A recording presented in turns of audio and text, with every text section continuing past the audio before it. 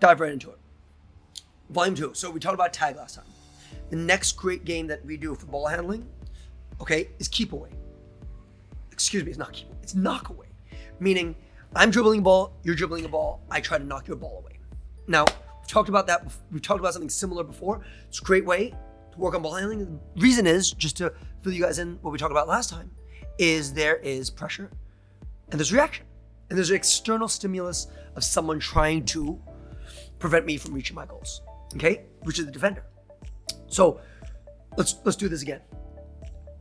The first thing that we can do is we can constrain the space. So when we're playing knockaway, I like to make it super packed.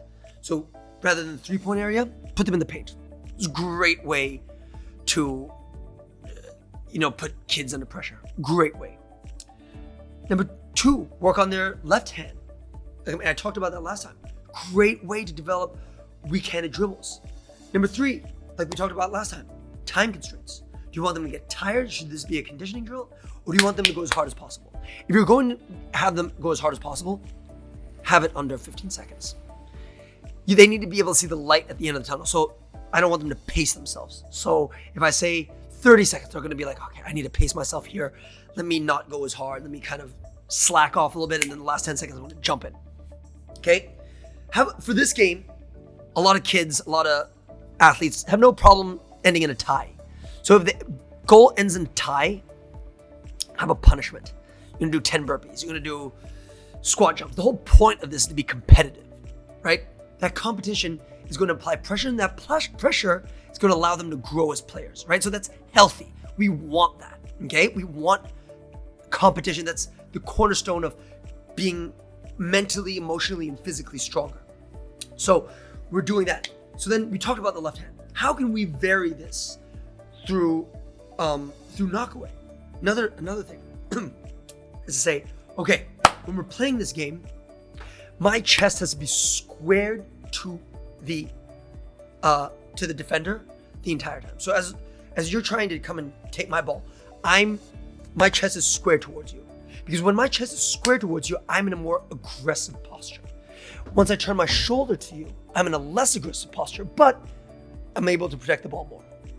And then when my back is turned towards you, we call that turtling. That's the least aggressive posture that you can have. And it's basically useless. We want players who can have their chest faced at the defender, but at the same time be able to protect the ball, right? Because that is a robust player. They don't need to, I can just go by you, right? I'm so confident, I don't even need to turn my shoulder to you. So there's a great chance to teach the pocketing dribble. So bring the ball back, protecting it. There's your behind the back, there's your between the legs, and to be able to teach players to utilize more space. And this is kind of anti-stationary ball handling, is I want to utilize the area that I have, right? I want to utilize the area that I have and then maybe counterattack. Very, very important to basketball. So there's another constraint. I'm keeping my chest towards you. If I see someone turn their back or turtling up, that's a point for the other person. Okay, so the variation from that could be that when I change direction, when I switch hands, I don't use a crossover dribble. I only go between the legs, behind the back. All that kind of good stuff we talked about last time. Okay, we're gonna take the drill a notch higher. Hopefully there's a demonstration on the screen. This is what we call kill the grass, and I learned this from a friend of mine, Chris Oliver, Basketball Immersion. If you haven't heard of it, go and check them out. Awesome website. Kill the grass, basically, there's one person in the paint, two people in the paint, one person is dribbling, the other person is trying to steal the ball from them. Then there's a third person who is circling outside of the paint. So that person is the receiver. They're the receiver, and I'll tell you what that means in a second. So we're playing just knock away, or there's only one ball here. The person on the outside can circle, or they can stand in place, whatever you want. The second that person straightens their arms or gives some sort of visual cue, it could be hands up, hands straight, whatever it is, the player now needs to, with the ball now needs to pass them, okay? And now this is a brilliant drill because it not only incorporates ball handling, but it incorporates passing. Then it incorporates another drill, another skill. When the receiver gets the ball, I now need to somehow get the ball. What you'll notice with novices is that they will dance around the defender trying to get the ball.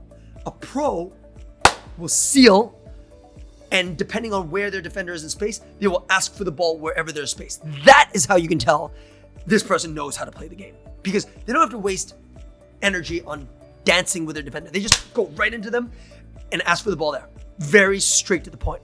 So right there, you're ball handling, passing, and sealing. Sealing, for me as a coach, and I'm guessing for you, is something that we don't teach players very often, and especially if they are a guard. We don't teach that. Big men, maybe a little bit more, but how often do you have full court pressure, the ball is on the baseline, and you need to set up a play to get the ball when they can just seal and go. And if that player is a proficient ball handler, they can just get right by and the press is done, right? So a little food for thought there. So that drill is awesome because it incorporates so many different skills.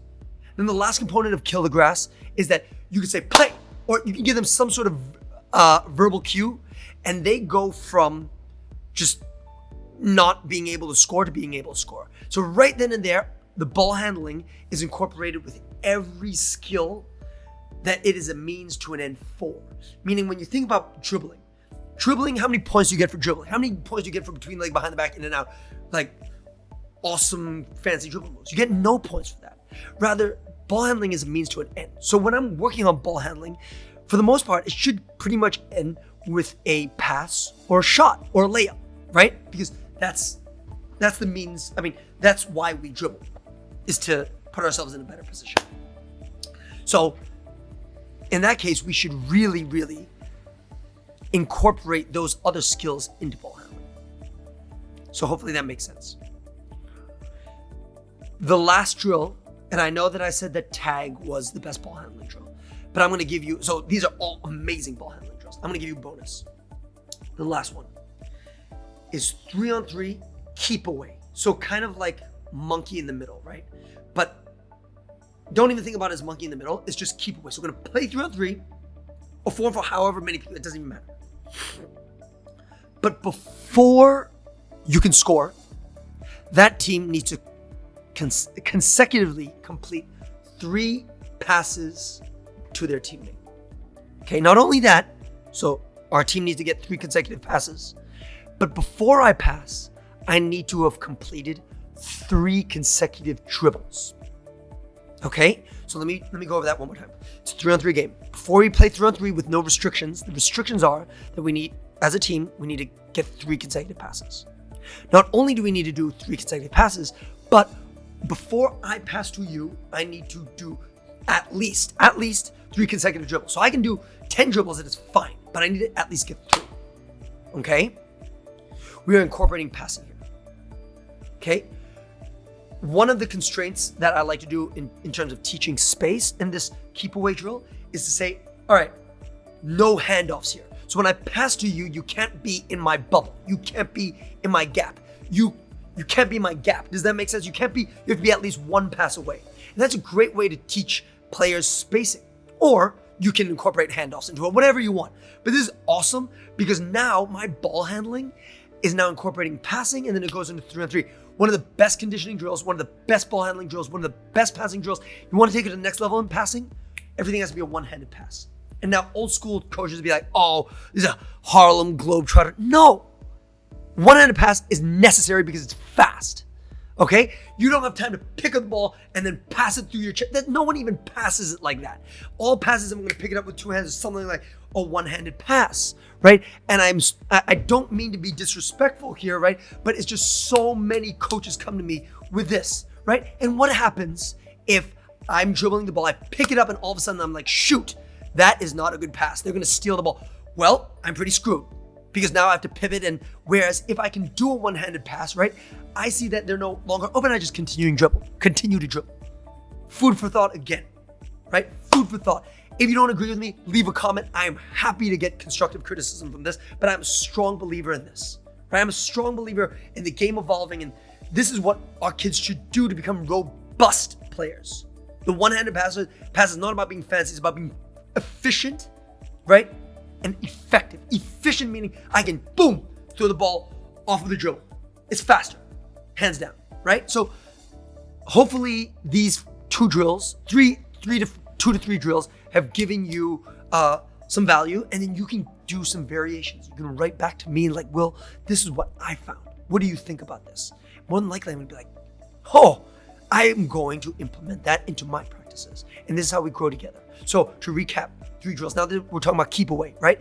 Keep away is awesome. Now it turns into kill the grass, right? Keep away, we talked about those constraints. Tell me about your constraints. Tell me about how you stack those constraints to make it an awesome drill. Kill the grass, what's the difference? The difference is there's only one ball this time. There's a clear defender, there's a clear offensive player, and now there's a passer, right? What are we working at? We're working on ball handling, we're working on passing, we're working on sealing, and then when you stack that last verbal cue of play, now we're working on scoring, right? Or shooting, whatever you want, right? But that's integrating those skills are transferable. Okay? Does that make sense, guys? I hope it does, because it's something I'm passionate about, and if you implement these drills, you will see huge gains in your performance, of your coach, your player's performance. Make sense? Then we went into live play, keep away, kids drills. But instead of just playing keep away, you gotta get 3 passes before you can play. 3 consecutive passes before you can play. And not only that, before I pass the ball, I need to do at least 3 consecutive dribbles and then pass it. And once we hit 3 dribbles, no constraints, let's play 3-on-3. Fun, effective, proper ball handling drill. Thank you for your time, guys. I hope I added value to you. Ball handling drill number 2. I have tons of these, so we might make a number 2, but more than likely, I'm probably going to change topics because I got a million questions. I want to make sure I get around to them. Have a great week. We'll speak soon.